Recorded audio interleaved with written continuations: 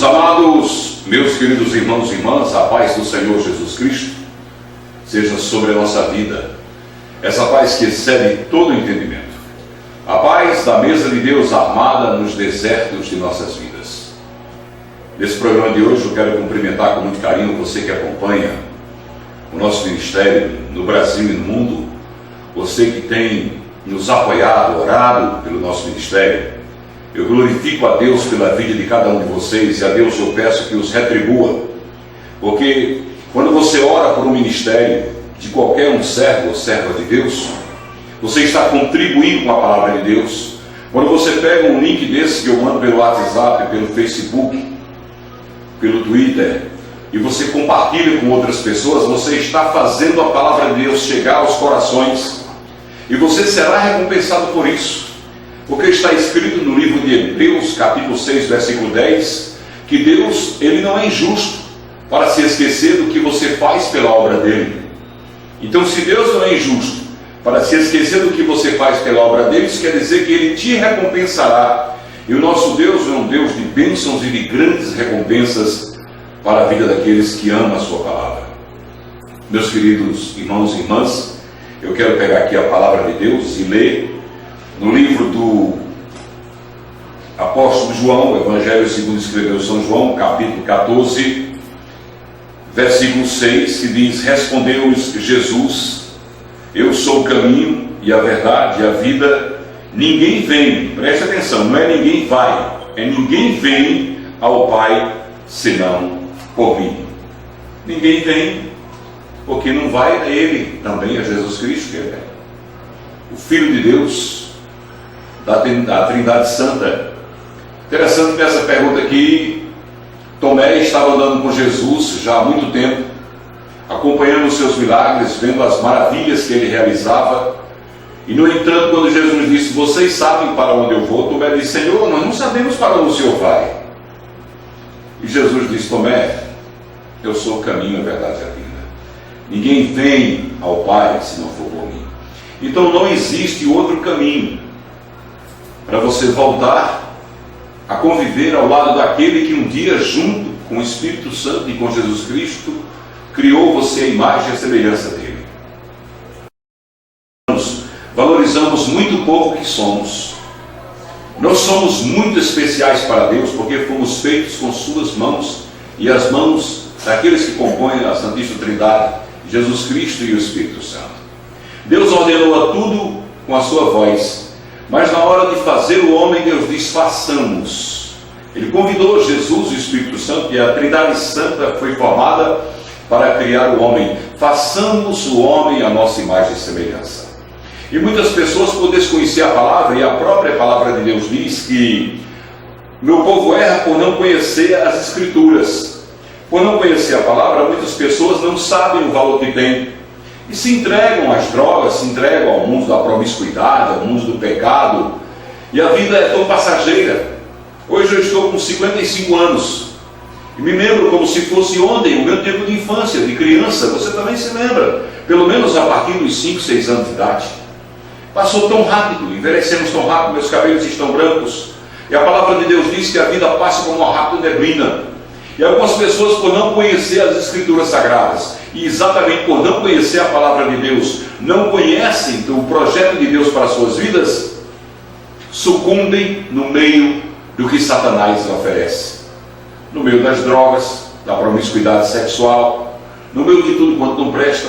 Quando eu vejo hoje milhares e milhares de vidas de jovens, tão jovens às vezes, 14, 15 anos, sendo ceifadas pelo mundo do crime, pelo narcotráfico, isso me dói o coração, me dói a alma. Eu começo a perceber que a igreja do Senhor Jesus está muito parada ainda. Você que é evangélico como eu, você que tem um compromisso com Jesus Cristo, que recebeu dele uma ordem. Jesus não pediu, ele disse: ide, é uma ordem, vá, ide e prega o evangelho a toda criatura. Enquanto nós estamos às vezes no conforto do nosso lar, sentado de frente a um aparelho de televisão, enquanto nós estamos às vezes reclamando da nossa canseira física, do nosso cansaço mental com as preocupações do dia a dia, naquele exato momento um jovem está na periferia sendo morto pelo narcotráfico. Naquele exato momento alguém está deprimido, triste, sem ter uma palavra de esperança. Alguém precisa que a luz do mundo vá até ele. Jesus disse que a luz não pode ser colocada debaixo da mesa, e sim em cima, para que possa iluminar. Se você é luz do mundo e sal da terra, você tem que sair do saleiro como sal e sair debaixo do alqueire e ir para cima, para iluminar as pessoas. A palavra de Deus é tão forte. Em Jeremias capítulo 23, versículo 29, o Senhor nos diz o seguinte: não é a minha palavra fogo. Olha, não é a minha palavra fogo. Deus está dizendo, não é a minha palavra fogo e martelo que esmiuça a penha. Ele está dizendo, não é a minha palavra fogo que destrói todo o pecado, destrói todas as barreiras impostas por Satanás na vida das pessoas, que destrói todos os mitos e mentiras por ele criadas. Não é a minha palavra martelo que esmiuça a penha. O que é penha? Pedra, que esmiuça o coração de pedra e coloca no homem um coração de carne receptivo para a palavra de Deus, para mudar suas vidas, porque a palavra de Deus é força transformadora. E o Senhor nosso Deus nos diz o quê? A minha palavra não voltará para mim vazia. Olha o poder da palavra de Deus. A minha palavra não voltará para mim vazia. Glórias a Deus, aleluias. Mas ela prosperará para aquilo que está proposto. E qual é a proposta da palavra de Deus? A salvação do homem, o reencontro do homem com Deus, o laço que um dia foi destruído lá no Éden, ele precisa ser refeito. E para que ele seja refeito, tem que haver o sangue de Jesus, tem que haver uma confissão como Jesus, o único e suficiente Salvador para a tua vida. E nós evangélicos, estou falando também para os evangélicos, estou falando para você que não é evangélico, que me acompanha agora pelo WhatsApp, que me acompanha agora pelo YouTube, que me acompanha agora pelo Facebook. Você tem uma força muito grande dentro de você, o poder da palavra de Deus. Aquele que é portador desta palavra, meus irmãos, ele é portador de salvação, ele é portador de transformação de vida. E como o mundo está precisando de Deus, como as pessoas estão sedentas por Deus, especialmente nessa época de tanta apostasia, de tantas pessoas trocando o seu nome, deixando o seu nome ir para o lamaçal do pecado, seu nome ser envergonhado diante da imprensa mundial por causa da corrupção. Jovens se envolvendo no mundo do crime para custear os seus vícios. Falta de quê? Conhecimento da palavra de Deus. Falta de conhecer o que Deus tem para a sua vida. Mas como ele vai conhecer se não tem quem pregue a ele? Como ele vai conhecer se você chega do seu trabalho e fica no descanso de sua casa, não tira uma hora sequer? Você passa 2, 3, 4 horas frente ao computador, acessando o Facebook, no seu celular, mandando mensagem e recebendo pelo WhatsApp. Quantas horas você perde por dia nas redes sociais? E às vezes nem cumprindo com o ID de Jesus, porque esse ID de Jesus deve ser cumprido também nas redes sociais. Você sabe quantas pessoas você pode alcançar apenas compartilhando mensagens que você recebe? Milhares, às vezes milhões de pessoas em todo o mundo, no Brasil e no mundo. Você pode alcançar essas pessoas com a única palavra. Não deixe passar a oportunidade que Deus te dá de falar do amor dele. No seu local de trabalho, na sua casa, na sua família, com seus amigos, com as pessoas que você encontra nos supermercados, nas farmácias, no seu dia a dia. Deus te dá muitas oportunidades para você falar o amor dele para as pessoas, para você pregar a verdade da Bíblia. Alguns, é verdade, vai achar você um chato, uma chata, mas que crente chato. Mas a palavra que entra no coração dele é uma semente que nunca morrerá. E quando a palavra penetra no coração dele, um dia ao cheiro das águas, essa semente brotará. Aleluia, glória a Deus. Porque é forte, porque a palavra de Deus prospera para aquilo que está proposto. Não deixe de pregar a palavra de Deus. Não perca a oportunidade, diga que Jesus é o único caminho. Olha, os espíritas, com todo respeito aos irmãos espíritas, mas não posso dizer dos seus equívocos na interpretação da palavra de Deus, com todo respeito a eles, os espíritas traçaram um caminho muito difícil para a salvação. Eita, que caminho difícil, caminho cheio de atalhos.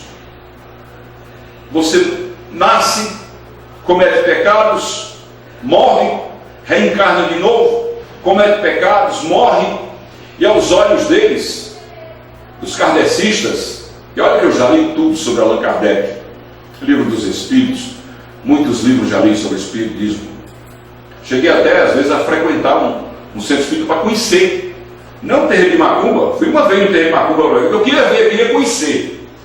E fui conhecer. Mas os caminhos que eles traçam é muito difícil. Eles dizem que você morre e reencarna tantas vezes quanto sejam necessárias para que você seja aperfeiçoado, para que você esteja pronto para ir para o céu. Aí às vezes leva milhares de anos. Menino, é sofrimento, viu? E aí onde fica o sangue de Jesus? O sacrifício do Calvário. Bom, é um caminho difícil. Quando eu era criança, eu era católico. Até a minha idade, dos 25 anos, eu era católico.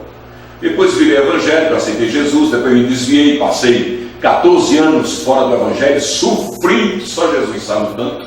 Mas Deus tinha um projeto na minha vida, eu precisava estar aqui, falando para vocês do amor desse Deus maravilhoso. Aí nesse período que eu fui católico, me diziam que quando a criança morria, ela tinha que ir para um purgatório lá, despejar, vomitar todo o leite que bebeu da mãe. Imagina aí. Que o católico, quando morre, chega lá, São Pedro está com a chave dos céus. Onde está isso aqui? Não existe. Aí chega lá, São Pedro, quem é que chegou? Chegou Chico Chagas aí, São Pedro? Sim, Chico Chagas.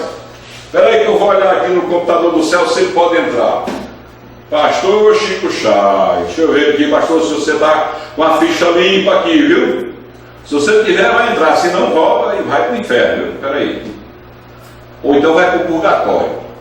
O purgatório seria um lugar que as pessoas pagariam seus pecados, sofrendo muito, e depois poderiam ter a oportunidade de morar no céu. Aí também dizem que rezar missa para as pessoas é uma coisa normal, natural. Olha, a alma de fulano apareceu a cicrano, chorando, pedindo que celebrasse uma missa. Que manifestação demoníaca terrível. Onde está aqui? Aqui não tem, nessa palavra. Estou falando a palavra de Deus. Não existe aqui, de Gênesis a Apocalipse, nada que dê respaldo para essas tradições que a Igreja Católica impôs ao povo. Não estou falando da religião de vocês, estou falando da palavra de Deus. O que a palavra de Deus diz que é e que não é verdade. Que a palavra de Deus também condena pastores vagabundos, mercenários que estão aí no mundo só pregando a palavra de Deus, pensando em ganhar dinheiro, mas sabem que estão longe de Deus. Deus disse: esse povo chama pelo meu nome, mas o seu coração nele eu não estou. Tem muito padre, muito pastor, muito espírita que estão distantes demais de Deus. Não estou defendendo aqui só os evangélicos, não. Dentro de todas as religiões tem pessoas que estão, todo mundo olha e diz: rapaz, olha, esse homem está salvo. Ele não está. Quando você chegar no céu, você vai ter 3 grandes surpresas. Aqueles que serão salvos. Primeiro do que tudo, você vai encontrar lá pessoas de quase todas as religiões. Segundo, você vai chegar lá achando que o pastor fulano de tal, pastor Chico Chagas, vai estar lá e pode não estar. Terceiro, você vai ficar muito surpreso quando encontrar no céu aquele que lhe fez o mal, aquele que praticou tudo de errado contra a sua vida, que você achava que já estava no quinto dos infernos para dentro, mas ele vai estar lá, porque assim como Dimas na cruz, ele clamou por misericórdia. Senhor, lembra de mim quando entrares no teu reino. E Jesus disse: ainda hoje estarás comigo no paraíso. E lá, nas mansões celestiais, quem manda é o Cordeiro de Deus, o poder está entregue sobre ele. Bom, vamos prosseguir. Esse caminho da Igreja Católica, esse caminho dos espíritas, para você chegar até a sua salvação, é muito comprido. É muitas estradas, muitos atalhos, muitos retornos. Haja retorno. Só os viadutos dos grandes centros têm tanto retorno. Talvez esse caminho traçado por essas religiões tenha retornos maiores ainda.